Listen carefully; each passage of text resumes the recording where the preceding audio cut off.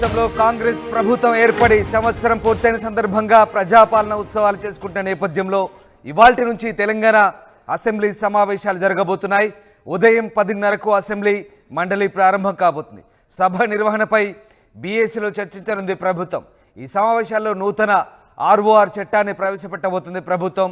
గ్రామ రెవెన్యూ వ్యవస్థను కొత్తగా తిరిగి ప్రవేశపెట్టేందుకు చర్యలు తీసుకోబోతున్నారు. అయితే ప్రధాన ప్రతిపక్ష నేత కేసీఆర్ అసెంబ్లీ రాకపై ఉత్కంఠ కొనసాగుతుంది. ప్రభుత్వాన్ని నిలదీసేందుకు సిద్ధమైంది బీఆర్ఎస్. నిన్న కేసీఆర్ అధ్యక్షతన బీఆర్ఎస్ ఎల్పీ భేటీ కూడా జరిగింది. ఈ నేపథ్యంలో ఆయన అసెంబ్లీకి హాజరవుతారా లేదా అనే ఉత్కంఠ అయితే కొనసాగుతుంది. రాష్ట్ర అసెంబ్లీ సమావేశాలు ఇవాళ ఉదయం 10:30కు మొదలు కాబోతున్నాయి. ఇప్పటికే సమావేశాలు సజావుగా సాగేందుకు అవసరమైన ఏర్పాట్లన్నీ పూర్తయ్యాయి. ఆదివారం సాయంత్రం స్పీకర్ ప్రసాద్ కుమార్ ఛాంబర్లో సమావేశం జరిగింది. ఈ సమావేశంలో అసెంబ్లీ వ్యవహారాల మంత్రి శ్రీధర్ బాబు, మండలి చైర్మన్ గుత్తా సుఖేందర్ రెడ్డి సహా పలువురు అధికారులు కూడా హాజరయ్యారు.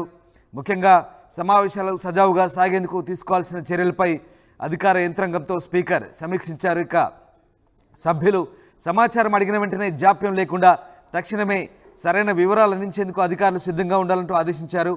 అసెంబ్లీ సమావేశాల్లో ఏ అంశాలు చర్చకు పెట్టాలి, ఏ అంశాలు బిల్లుల రూపంలో సభలో పెట్టాలన్నది బిజినెస్ అడ్వైజరీ కమిటీ నిర్ణయం తీసుకోవాల్సింది.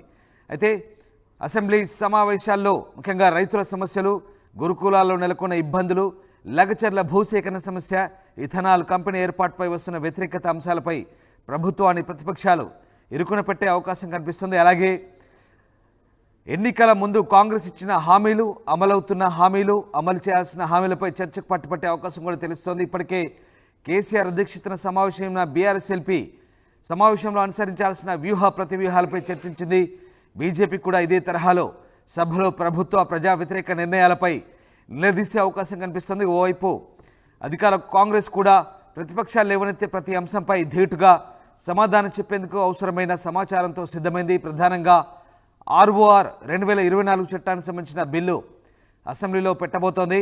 అదేవిధంగా కులగణన గణాంకాలను సభ ముందు పెట్టే అవకాశం ఉందని పార్టీ వర్గాలు చెప్తున్నాయి.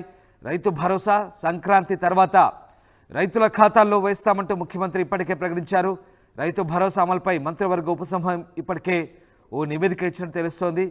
రైతు భరోసా అర్హులకు మాత్రమే అందేట్లు చూడాలని ప్రభుత్వం నిర్ణయించింది. నేపథ్యంలో విధి విధానాలపై సభలో చర్చ పెట్టాలని యోచిస్తోంది. అయితే ఈ సందర్భంగా రైతు బంధు ప్రస్తావన కూడా వచ్చే అవకాశం ఉందని అధికార కాంగ్రెస్ పార్టీ అంచనా వేస్తుంది. అయితే గత బీఆర్ఎస్ ప్రభుత్వం రైతు బంధు అమలు చేసిన తీరు, అందులో చోటు చేసుకున్న అక్రమాలపై అసెంబ్లీ వేదికగా గట్టిగా ఎండగట్టేందుకు అధికార పార్టీ సిద్ధమవుతోంది. ఇక ఈసారి అసెంబ్లీ సమావేశాలు వారం నుంచి 10 రోజుల పాటు కొనసాగే అవకాశం ఉంది. వీటన్నిటిని చూస్తుంటే అసెంబ్లీ సమావేశాలు కనీసం 10 రోజుల పాటు కొనసాగే అవకాశం ఉందని పలువురు ఎమ్మెల్యేలు, మంత్రులు, ఎంపీలు, ఎమ్మెల్సీలు కోరుతున్నారు. ఇక తెలంగాణ తల్లి విగ్రహావిష్కరణకు ముఖ్యమంత్రితో పాటు మంత్రులు, ఎమ్మెల్యేలు, ఎమ్మెల్సీలు పాల్గొనాల్సి ఉండడంతో త్వరగా ఉభయ సభలు వాయిదా పడే అవకాశం ఉంది. అసెంబ్లీలో మొదటి రోజైన ఇవాళ ఉభయ సభల ముందు ఆర్డినెన్స్లను ప్రవేశపెట్టబోతున్నారు. 5 బిల్లులు, 2 నివేదికలు ఇవాళ ప్రవేశపెట్టబోతున్నారు. జీతాలు, పింఛన్ చెల్లింపు, అనర్హత తొలగింపు ఆర్డినెన్స్, పురపాలక సంఘాల ఆర్డినెన్స్, హైదరాబాద్ మహానగర పాలక సంస్థ ఆర్డినెన్స్, జీఎస్టీ ఆర్డినెన్స్, పంచాయతీరాజ్ ఆర్డినెన్స్లను సభ ముందు పెట్టబోతున్నారు. అదేవిధంగా ఉప ముఖ్యమంత్రి భట్టి విక్రమార్క విద్యుత్ ఆర్థిక సంస్థ లిమిటెడ్ 9వ వార్షిక నివేదిక, అటవీ దేవాదాయ శాఖ మంత్రి కొండా సురేఖ తెలంగాణ రాష్ట్ర అటవీ అభివృద్ధి సంస్థ లిమిటెడ్ 7వ వార్షిక నివేదికను సభ ముందు పెట్టబోతున్నారు. మొత్తం మీద ఇవాళ అసెంబ్లీ శీతాకాల సమావేశాలు ప్రారంభం కాబోతున్నాయి. దాదాపు 10 రోజుల పాటు ఈ అసెంబ్లీ సమావేశాలు కొనసాగబోతున్నాయి. ఎస్, మా కొలీగ్ మధు జాయిన్ అవుతున్నారు. మధు, ఇవాళతో అసెంబ్లీ సమావేశాలు ప్రారంభం కాబోతున్నాయి. బిజినెస్ అడ్వైజరీ కమిటీ సమావేశంలో ఎలాంటి ఎజెండా ఉండబోతుంది, అసెంబ్లీ సమావేశాల తీరుకు సంబంధించి ఎలాంటి చర్చ జరిగే అవకాశం ఉంది, ఓవరాల్గా అసెంబ్లీ సమావేశాలకు సంబంధించి మీ దగ్గర అప్డేట్స్ ఏంటి? ఎగ్జాక్ట్లీ 10:30 ప్రారంభమైనటువంటి అసెంబ్లీ సమావేశాలు తర్వాత కొన్ని తీర్మానాల తర్వాత వాయిదా పడతాయి. తర్వాత బీఎస్సీ సమావేశం ఉంటుంది అసెంబ్లీ హాల్లోనే. దానిపైన ఎన్ని రోజులు అసెంబ్లీ నిర్వహించాలి అనేటువంటి దానిపైన ఒక నిర్ణయం తీసుకుంటారు.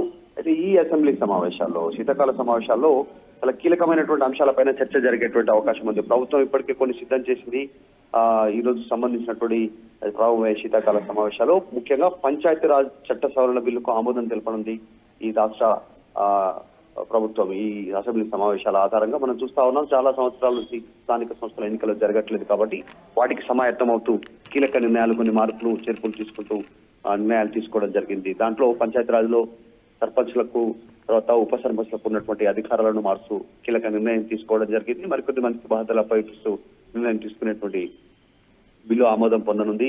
తర్వాత ఎక్కువ మంది పిల్లలు ఉన్నటువంటి వారు కూడా ఎన్నికల్లో పాల్గొనేలా కీలక నిర్ణయం తీసుకోవడం జరిగింది. దానికి సంబంధించి సవరణ బిల్లు ప్రవేశపెట్టనుంది. కాబట్టి దాంతో పాటు కీలకమైనటువంటి అప్డేట్స్ గా భావిస్తా ఉన్నటువంటి మూసీ, హైడ్రా, వీటికి సంబంధించిన ప్రస్తావన, తర్వాత రైతు భరోసాకి సంబంధించినటువంటిది ఈ చట్టసభ ఈ సంబంధించినటువంటి అసెంబ్లీ సమావేశాల్లోనే నిర్ణయం తీసుకోనున్నారు. అన్ని పార్టీలకు సంబంధించినటువంటి చర్చల తర్వాత, అన్నికి సంబంధించిన అభిప్రాయాల తర్వాత, ప్రజా సంఘాలు, వ్యవసాయ సంఘాలకు సంబంధించిన నిర్ణయాల తర్వాత ఎవరికి ఇవ్వాలి అనేటువంటి రైతు భరోసా కింద అది నిర్ణయం తీసుకోనున్నారు.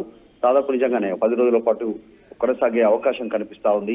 ఈసారి అసెంబ్లీ సమావేశాలు గతంలో కంటే కాస్త ఘాటుగా, చాలా హాట్ గా ఉండేటువంటి అవకాశం ఉంది. ఎందుకంటే 1 year సెలబ్రేషన్స్ తర్వాత జరుగుతా ఉన్నాయి కాబట్టి 1 year లో కాంగ్రెస్ ఏం చేసింది అనేటువంటిది ప్రతిపక్షాలు క్వశ్చన్ చేసే అవకాశం ఉంటుంది. వారికి అవకాశం ఇవ్వకుండా కొత్త అంశాలను, అభివృద్ధికి సంబంధించినటువంటి అంశాలను తెరపైకి తీసుకురావాలనేది ప్రభుత్వం భావిస్తా ఉంది.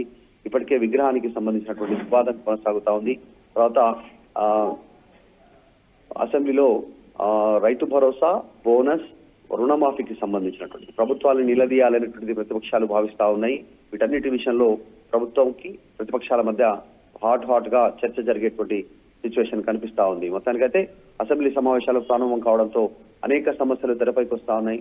ఈ రోజు ఆల్రెడీ ఉప సర్పంచులు, రాష్ట్ర వ్యాపారానికి సంబంధించినటువంటి మాజీ సర్పంచ్లకు సంబంధించినటువంటి జేఏసీ పిలుపునిచ్చింది. అసెంబ్లీ ముట్టడికి పిలుపునిచ్చారు, శాంతియుతంగా పిలుపునిస్తామని. ఇలా అనేక సమస్యలు తెరపైకి వచ్చే అవకాశం ఉంది. కానీ ప్రభుత్వం మాత్రం వీటన్నిటినీ పట్టించుకోకుండా ముందుకు వెళ్ళాలి, 1 year లో చేసినటువంటి మంచిని ప్రజలకు వివరించాలనేటువంటి ఆలోచన చేస్తా ఉంది. కాబట్టి అసెంబ్లీ వేదికగానే వీటన్నిటికీ సమాధానం చెప్పే అవకాశం.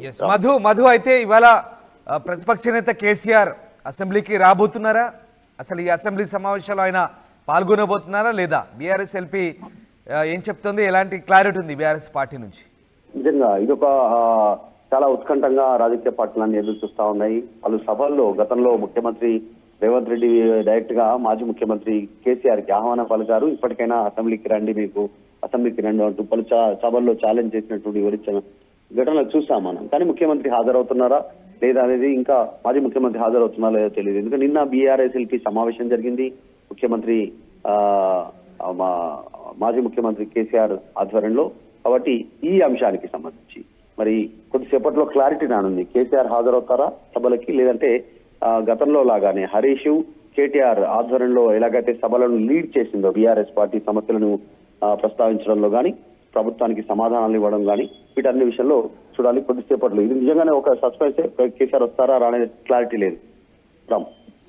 Right, yes, thank you Madhu, thanks for the update. So ఇవాళ అసెంబ్లీ సరిగ్గా 10:30 ప్రారంభం కాబోతోంది. ఇవాల్టి అసెంబ్లీ సమావేశాలకు అన్ని ఏర్పాటు చేసింది ప్రభుత్వం. మరోవైపు అసెంబ్లీ సమావేశాలకు ప్రతిపక్ష నేత కేసీఆర్ హాజరవుతారా లేదా అనేది ఇంకా క్వశ్చన్ మార్క్గానే మిగిలింది. ఆయన సమావేశాలకు హాజరు కాబోయే అంశానికి సంబంధించి ఇంకా క్లారిటీ రావాల్సి ఉంది. మరోవైపు ప్రధాన ప్రతిపక్షం బీఆర్ఎస్ ఇప్పటికే ప్రభుత్వ వైఫల్యాలను ఎండగట్టేందుకు అసెంబ్లీలో అన్ని అస్త్రాలతో సిద్ధమవుతోంది.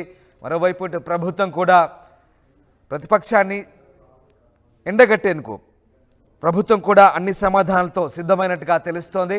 మొత్తం మీద ఈ సమావేశాలు వాడివేడిగా సాగే అవకాశం కనిపిస్తోంది. దాదాపుగా వారం నుంచి 10 రోజుల పాటు అసెంబ్లీ సమావేశాలు కొనసాగబోతున్నాయి. ఈ సమావేశాల్లో కొన్ని కొత్త బిల్లులు, ఆర్డినెన్సులు ప్రవేశపెట్టబోతున్నారు. మొత్తం మీద బీఏసీ సమావేశం తర్వాత అసెంబ్లీ సమావేశాల నిర్వహణకు సంబంధించి పూర్తిస్థాయి క్లారిటీ రాబోతుంది. సరిగ్గా 10:30 అసెంబ్లీ ప్రారంభం కాబోతుంది. ప్రభుత్వం ఏర్పడి ఏడాది పాలన పూర్తయిన సందర్భంగా అసెంబ్లీ సమావేశాలు ప్రారంభం కాబోతుండడంతో ప్రాధాన్యత సంతరించుకుంది.